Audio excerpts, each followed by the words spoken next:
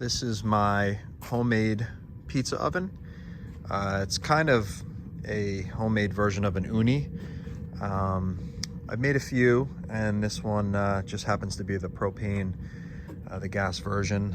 It uses a forge burner right here. You can see I'm just heating it up right now. This is like low power basically. It heats up really fast if I want it to, but I don't really need to.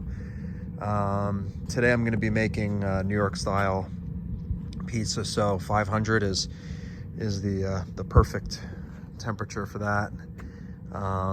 The reason why I built it instead of buying is, well, obviously because I like to fabricate things, but the other reason is the Oonis just aren't big enough. This can fit like anybody that's owned one. I've never owned one, but they're just too small to get the peel in there and to make large pizzas. You're making small personal size pizzas. This is a 19 by 19 ceramic stone in there, so plenty of room. It's spacious on all sides, and you can get full size like pizzeria style pizzas in there. So it's really simple. All you do is you just light it with a lighter, and you adjust this. You just unscrew this, and that air intake makes the flame hotter, bigger, if you want. So yeah, this is it's just made out of, like, I think this is 18 gauge sheet,